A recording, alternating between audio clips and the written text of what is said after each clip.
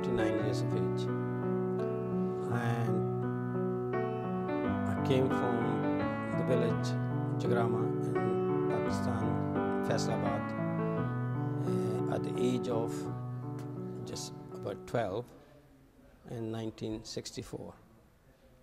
And I came to, first place we came to was in Gorbals.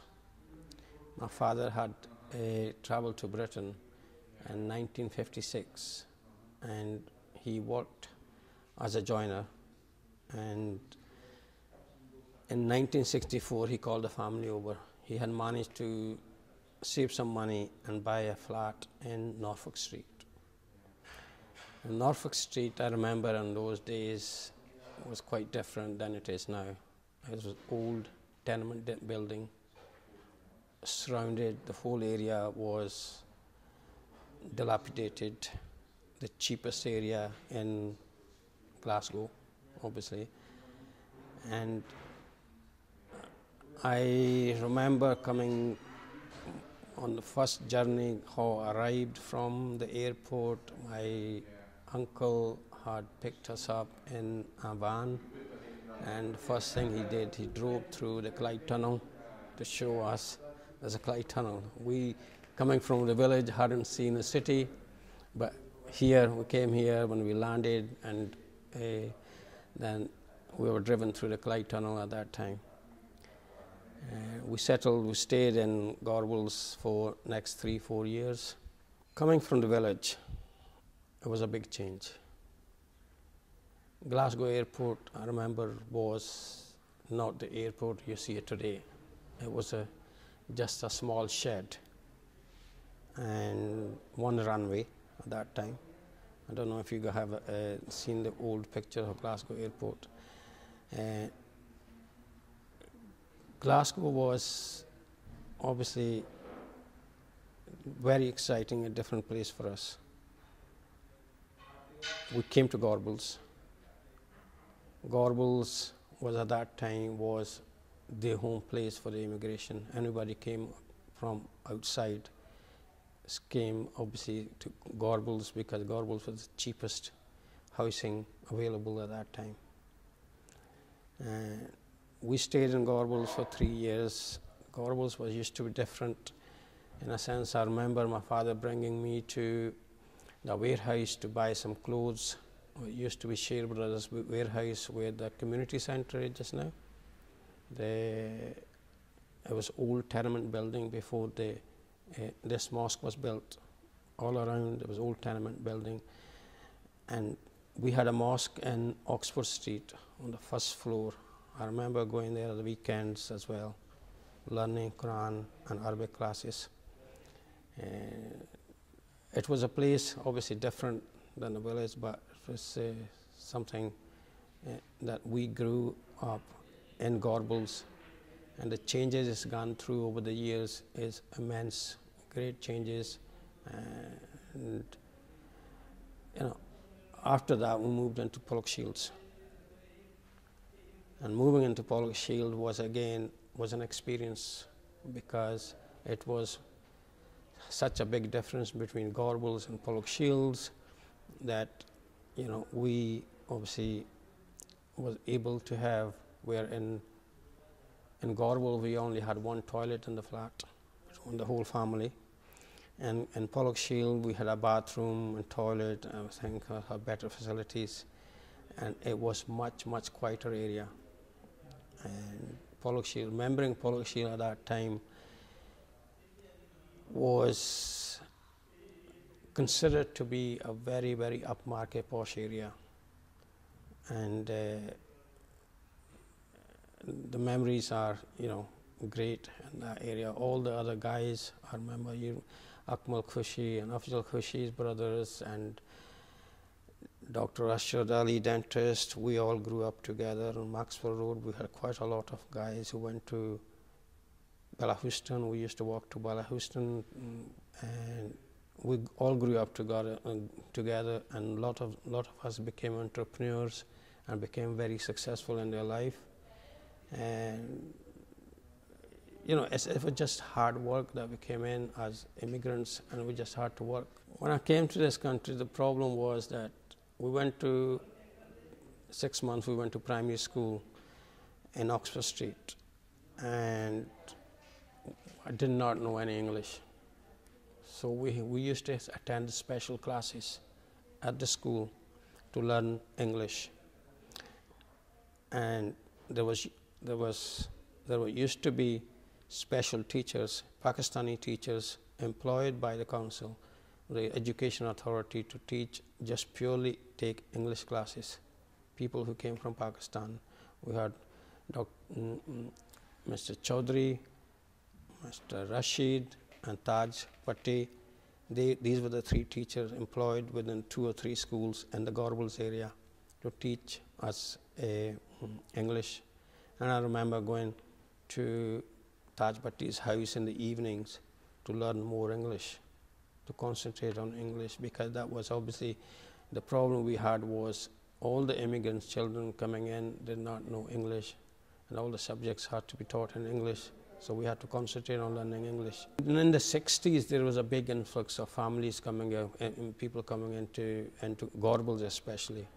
And the council had recognized, and they had employed, I think, more than 5 or 6 Pakistani teachers. Mostly it was Pakistanis, to teach them English.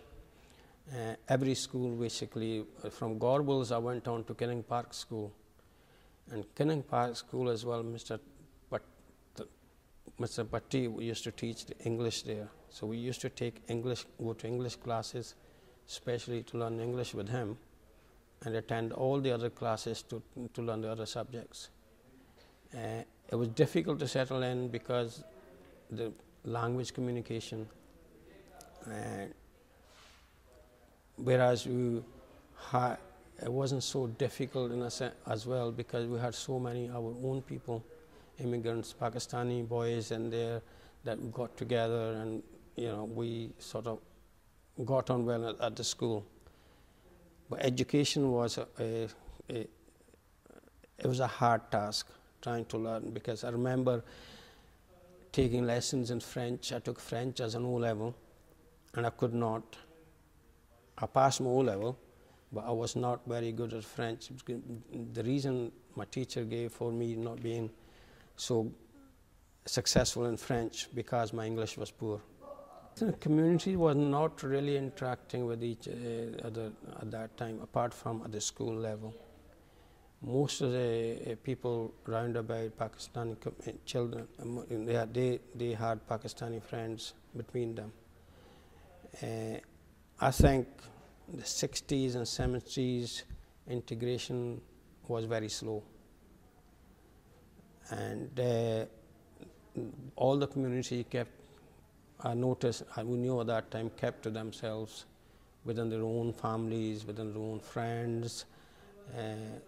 But integration came in at a later stage, because integration was difficult as well. If your English is not fluent and you're not able to communicate properly with people, then integration becomes quite difficult as well.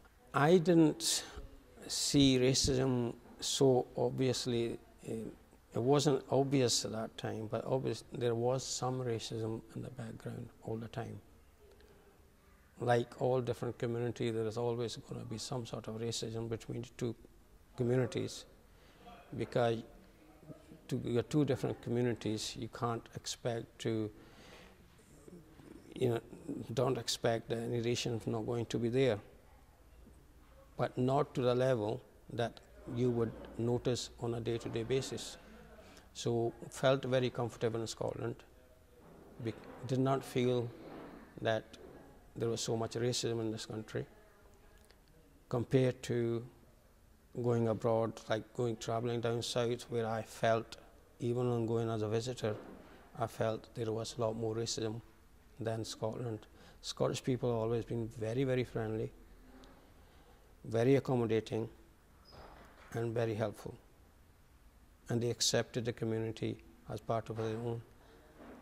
With me, it was, as I said, it was difficult to get friendship with the local people, because we went through a phase where I more or less spent a lot of time on working in grocery shops after school hours, during the college hours, college days, I used to work 6 to 7 hours a day after college in the grocery shops. So, and at the weekend. So the life was a bit more busy at that time to go and, you know, celebrate with friends or go out with friends and communicate with friends.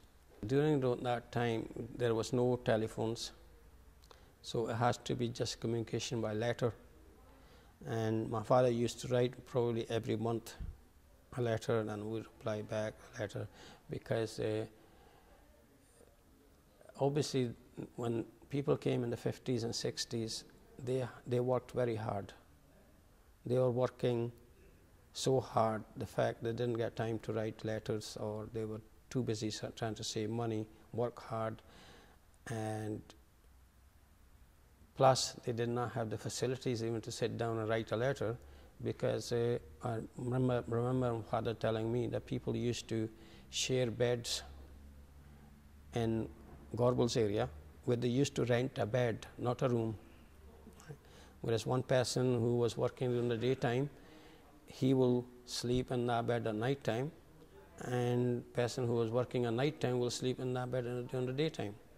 So this is how they saved money in the early 60s to bring their families over. It was difficult, but because you have other close families there, my grandfather was there, my grandmother was there, and my aunts were there, so it didn't feel so lonely at that time. So we were able to sort of manage on a day-to-day basis. But it was obviously, when father not being there is a big gap, big loss for you, and when you're growing up in an early stage. But because it was in a village atmosphere, it was a close family atmosphere, so we managed to go through it without thinking too much about it. At that time, it wasn't called England. In the villages, people called it Valat. And Valat was something like, you know, everybody desired to be there. So obviously we're excited to be coming to Valat and see where the life was much better. When you're lived in a village all your life, you cannot imagine what the cities will be like, because we were never ever traveled to a city, proper city. So even if I had traveled from the village to Karachi or Lahore, I would have been amazed to look at the cities there.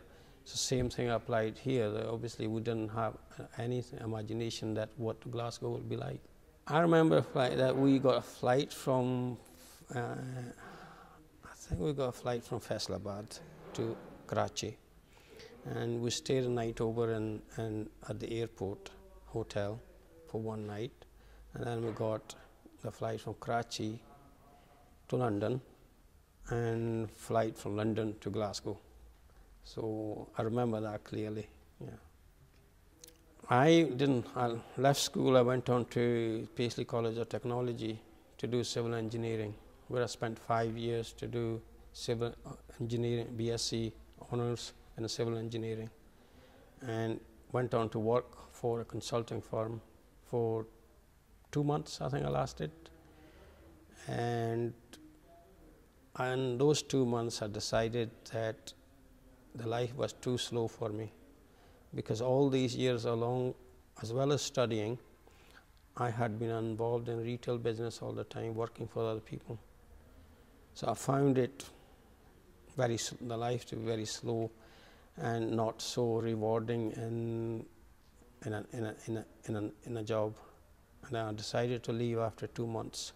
After graduation from university, I went to work for a consulting firm for 2 months.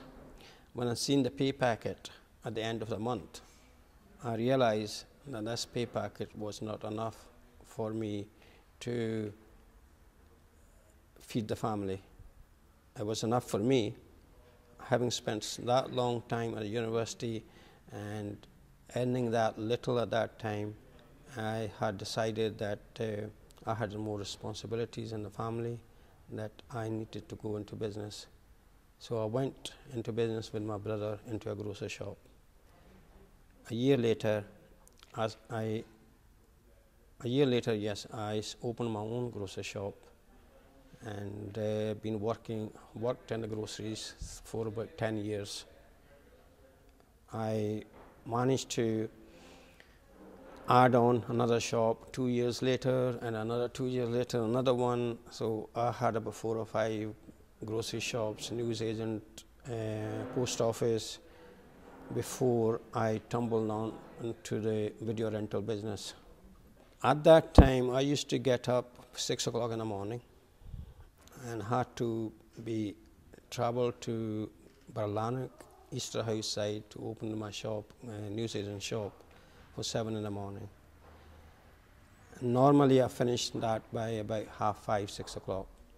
And after that, I used to go to cash and carries, do my shopping, and come home by 7 o'clock and spend the rest of time with my family.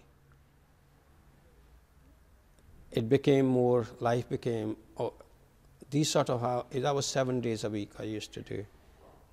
I was used to these sort of hours over the years because of working for other people in the grocery stores on the weekends or in the evenings.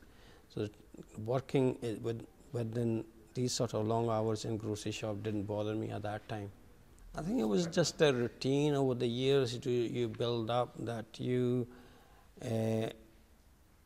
it's something that you had to do, that you have to work to make money and to have a better living standard. Because it was there. If you were hungry enough, if you were prepared to work, you could earn more money.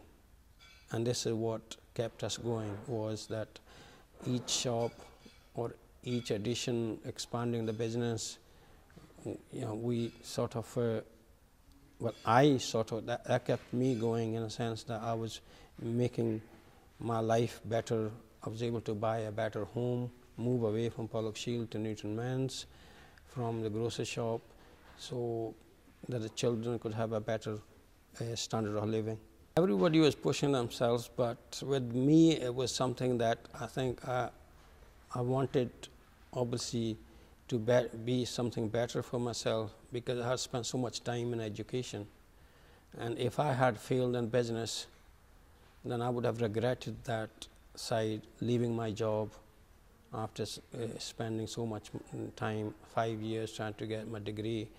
And, and even 10 years later, I was beginning to regret that, to be honestly, that I left my job and started into business, because I thought in 10 years' time would have had a much better job, much more respect, much more bigger salary, bigger benefits.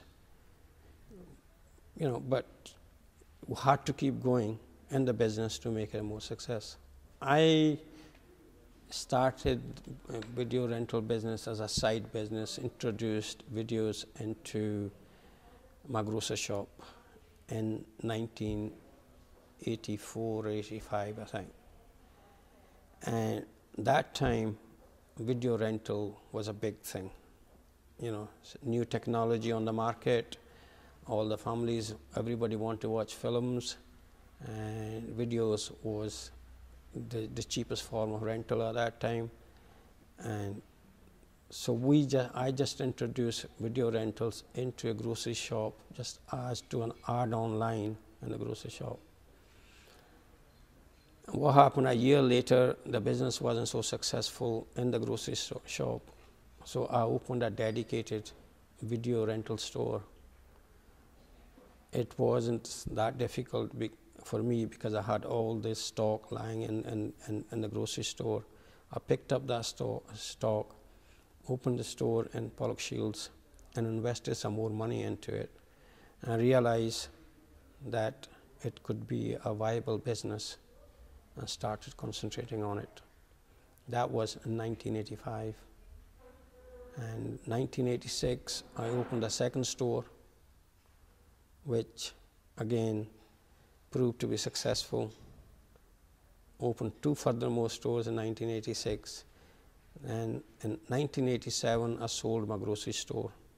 I concentrated on the video rental. And this is where Global Video was born at that time. Global video came, that was chosen by 4 of us, people who worked with me in the video rental, on the shops. We were sitting there and talking about what name to choose. And we chose Global because initially when we started this, I was doing Asian films as well. So we said, we took the Global because we get films from India, we get films from Pakistan, we get films from Hollywood, so we've films all over the world. So why not call it Global Video? This is how the Global name was picked at that time. When I went into business properly, full time into Global Video in 1987, and within 9 years, it had become so successful that I sold part of the company to 3i Investment Company.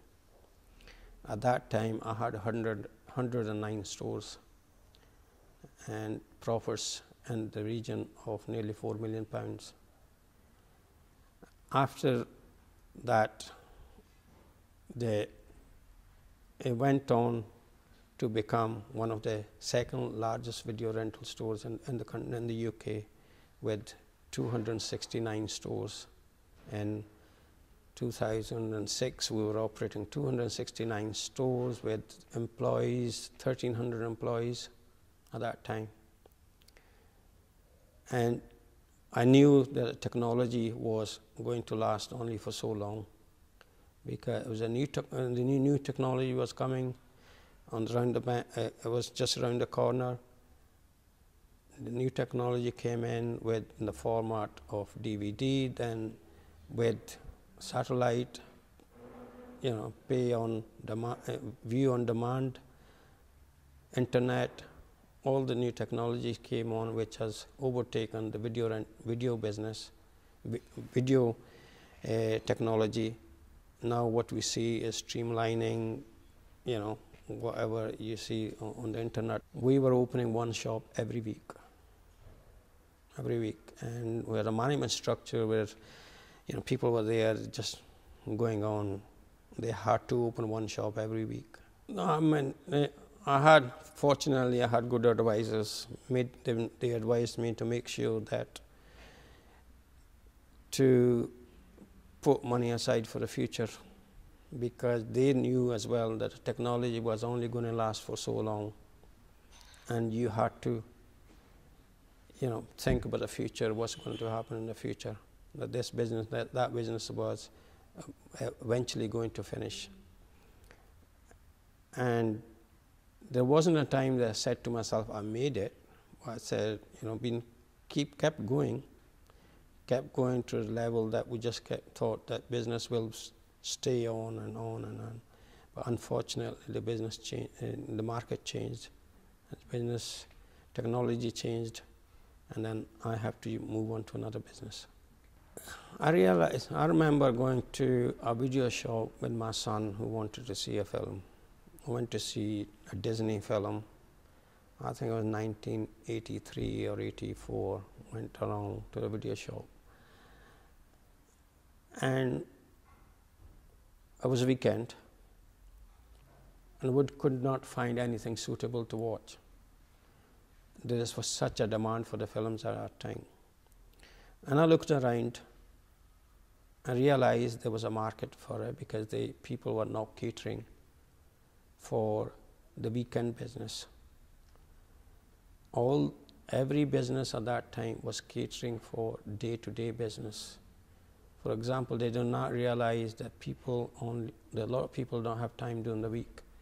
They only get time at the weekend, and they want to watch film at the weekend.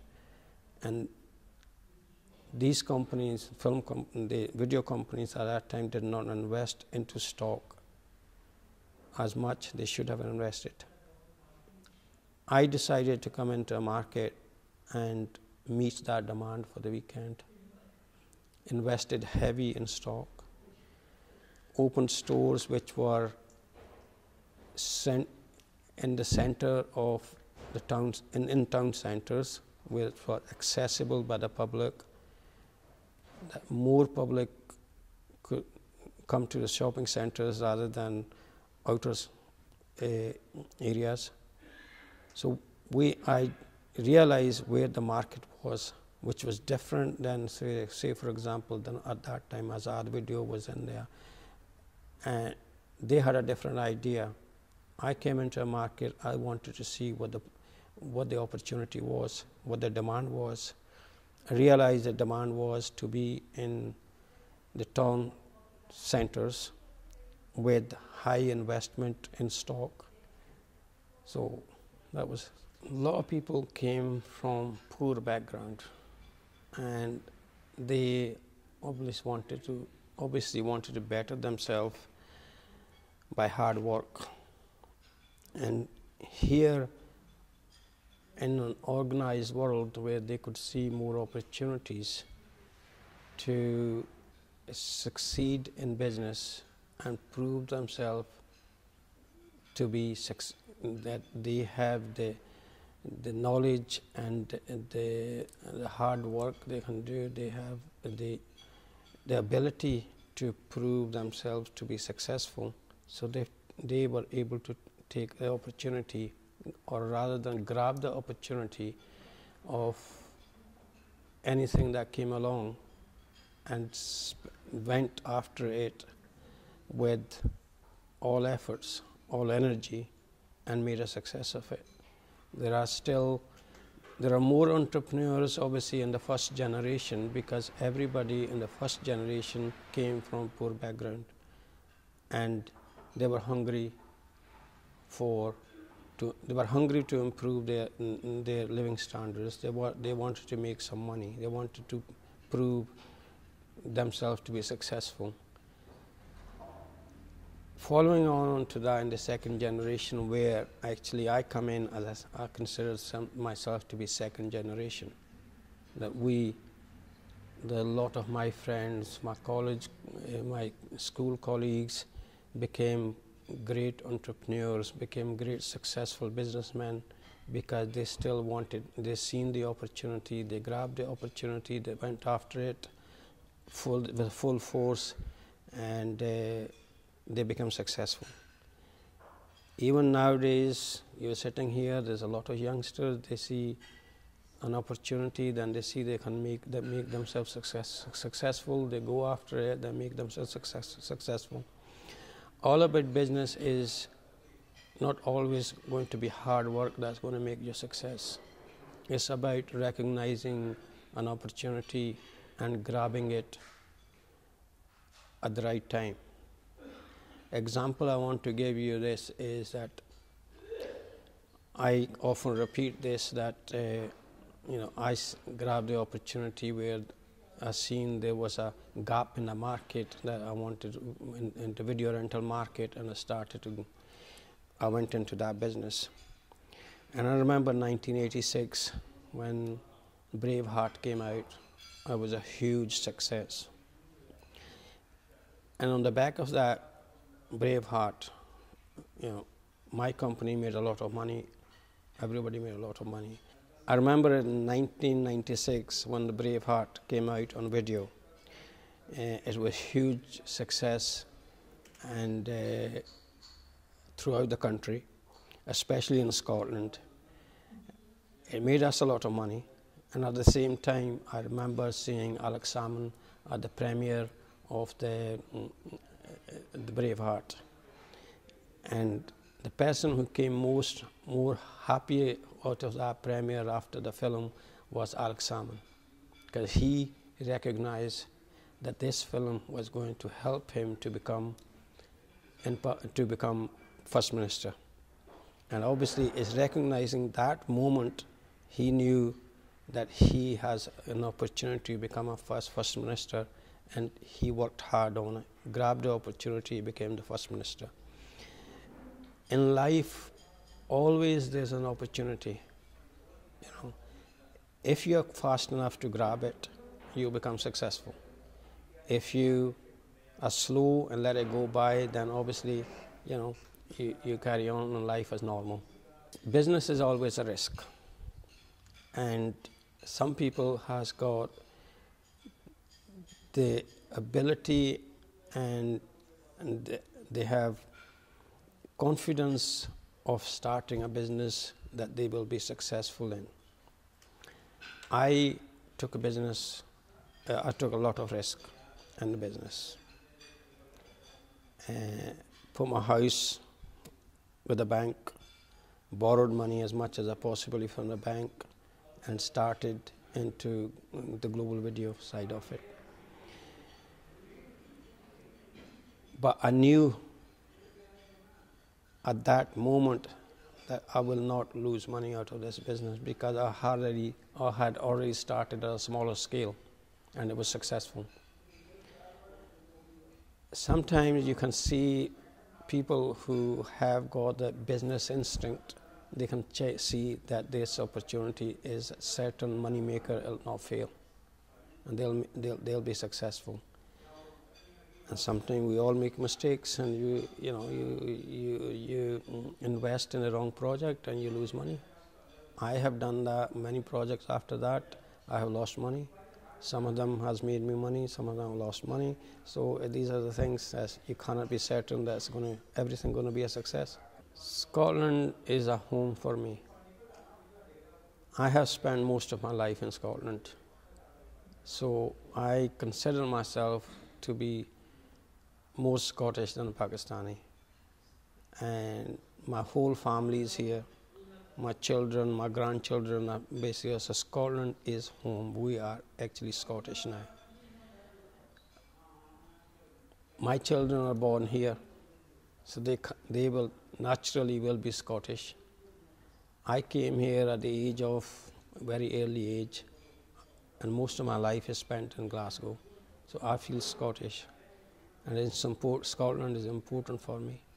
I have thought many times that would I be able to go, say for example, down south and live down south and have the same sort of respect and friendship. I keep coming back to the same conclusion that Scotland is the best place to live in, and Scottish people are the best people in the world. I feel that in the 60s, the community was very close to each other. People visited friends regularly at the weekend, whenever they got time, they got together. To example that, in the 60s, people used to see if somebody was going back home to my village from Glasgow, a lot of other people from the village will go and see him off at the airport. And same applied in our village, that whenever somebody came to England, about half the village will turn up to see them off. So it was very, very close community, used to be quite close. But nowadays, obviously, it's all different. Now the world is moving very fast, and everybody travels. Nobody knows, the neighbor doesn't know, your friends don't know you're traveling. Everybody just pick up their bag and go. Mosque was a center point for everybody, and mosque brought the people together. Any problem people had, they turned to the mosque at that time, and community leaders at that time controlled the mosques, and they were there to help, give advice, or they were there to approach the authorities for any problems in the community were having. So it was a central focus point for the community to get together and come to the mosque, bring their problem, discuss it with other people, and help each other. So early days, I remember the very, very early days when I came to Gorbals. I still remember going with a friend and with my younger brother to these the multi-story flats, and the lifts in there. It was a new thing for us. We remember going up the lifts and coming back down again, and visiting all the parks, going to Rooken Glen Park from Gorbals, taking a bus all the way down to Ayr Road. That sort of memories are obviously the most memorable memories at that time, because obviously These things were new to us coming from the village, and we appreciated the most and we spent more time in the parks playing football with friends and going out to the parks in the early days. Community-wise, I'm trying to think as a, it's just, there's lots of things has happened in the community. To come out, I think probably the best thing that happened to the community was the construction of the central mosque. That was a major project for the community, and most of the money came from the community to build this project. Now, if you consider at today's in the levels of 2012, the construction cost of this mosque will be in the region of £20 million. Now, when I think about that, like would we be able to collect £20 million to build a mosque in Glasgow now? Today, I find it's hard to believe that we cannot collect that kind of money. I think the credit for the construction of such a large mosque goes to Mr. Shaheen. He was the one who had a vision at that time to build such a great grand mosque at that time. He was a very successful businessman at that time. He had seen the world. He's been around all the countries. He visited, I think, a lot of countries and seen the mosques built there. So he decided that he was going to go for the big mosque, even though a lot of the other businessmen around him were objecting to that. And we're glad that he's done that. And today we're reaping the benefit of that. And the credit, once again, always going to be Mr. Shaheen on that one. The other thing I can clearly remember, which I was very much involved in, was in the 90s, is to help to get a representation from the Muslim community into the British Parliament, where I played a big part in that, in the background, with the Labour Party, to select Mr. Sarwar and consequently get him elected into the Parliament. We worked very hard for years for that, and that was a first for the country, first for Muslim MP in Britain, and that was part of our joint effort from our friends, Mr. Sarwar, his family, and everybody around him. And that was the main thing, the achievement we did in the country. I consider that when you have a community must be represented in some form or another. When you're sitting in a chamber, when somebody from the community is sitting in the chamber, they see you, that you are there, part of them as well. So you're there in their mind, present in the mind of everybody, that you are part of their community and they must consider your needs as well. And now we've got, mashallah, we've got what, 12 MPs. The community has got to be represented at every field, Scottish Parliament and the councils and the Parliament, British Parliament and the House of Lords, so that people around you see you, that you're part of the country, their community, you're part of their establishment as well, you're part of the population, and you got to be present, to be there, to be noticed, to be honest. I think because this is Glasgow's central Scotland is the only place where we've got majority of Pakistanis, Muslims, and as a community we were able to exert pressure on the authorities to have a representation. We were able to convince the Labour Party to have our members elected into council and into Parliament, because we're such a large Pakistani community in Scotland. In other areas, I think they were been unsuccessful. Reason for, well, they were little late, not unsuccessful, but because there were different communities, patches of different communities, and they did not unite together to form one base, one platform, to have a representation. Where in Scotland, we Pakistanis was a majority in Scotland, a majority immigrants in Scotland, and we're able to convince the Labour Party that we should have a representation, and it became much easier for us. The Muslim community is well established in Scotland. And mashallah, the younger generation is more religious than the older generations. So I can only see the Muslim community go stronger and stronger in Scotland and in Britain and be part of the British life. I think this is important. It's a unique project, and it's a long, you'll have this as a long-term memory where people can be able to check their ancestors, how they came here, listen to their stories, how they established themselves, generations to come, and I think it's a very worthwhile project.